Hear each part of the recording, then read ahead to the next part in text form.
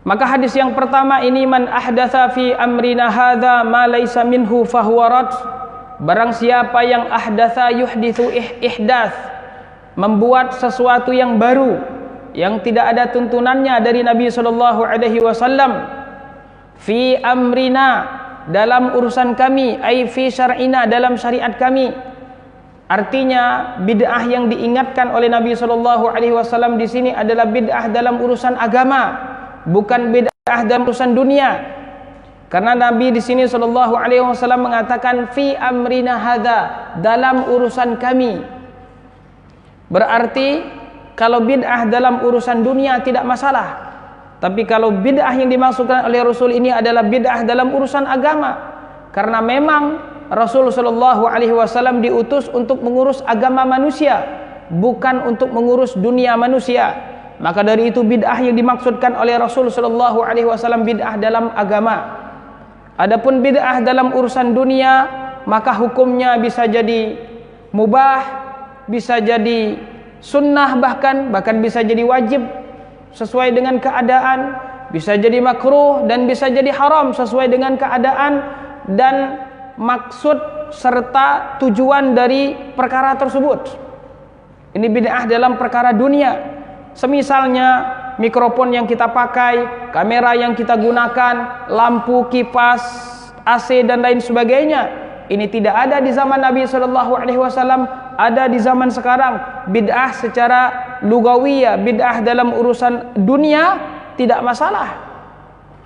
Selagi tidak bertentangan dengan syariat Islam dan selagi tidak digunakan untuk sesuatu yang muharram, untuk sesuatu yang haram, tidak masalah. Ini bid'ah dalam urusan dunia. Tetapi yang diingatkan oleh Nabi sallallahu alaihi wasallam dan juga di dalam hadis-hadis lainnya, wa kullu bid'atin dhalalah, dan setiap bid'ah itu adalah kesesatan, kata Rasul.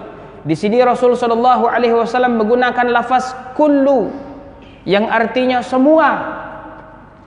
Dan tidak boleh kita mengistisnakan, tidak boleh kita mengecualikan. Yang boleh mengecualikan di sini adalah Allah atau Rasulnya. Adapun kita tidak boleh mengecualikan.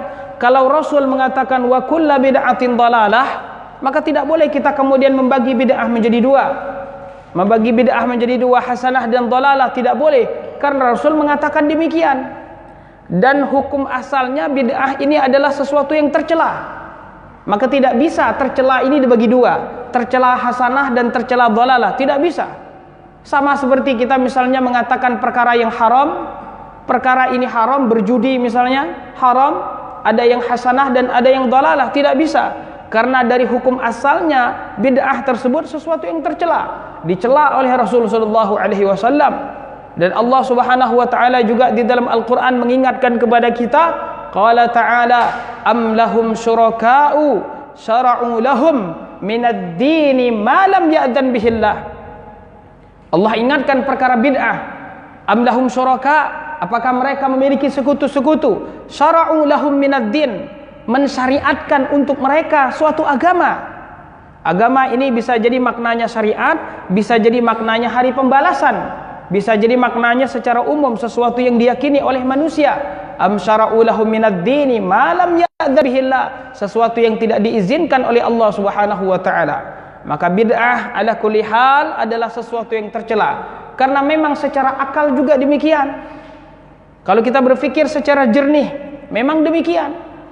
Kalau masih ada bid'ah hasanah, maka buat apa Rasulullah sallallahu alaihi wasallam diutus? Kalau yang menjadi patokan itu adalah menurut saya baik, menurut saya baik, maka kalau begitu buat apa Rasulullah sallallahu alaihi wasallam diutus? Tayyib. Dan baik menurut siapa? Baik menurut siapa? Baik menurut Anda belum tentu baik belum tentu baik menurut Allah Subhanahu wa taala. Tapi niat saya baik. Niat kita baik tidak cukup kalau tidak disertai dengan cara yang baik. Niat kita yang baik tidak cukup, harus juga disertai dengan cara yang baik. Baru kemudian amalan kita tersebut akan diterima oleh Allah Subhanahu wa taala.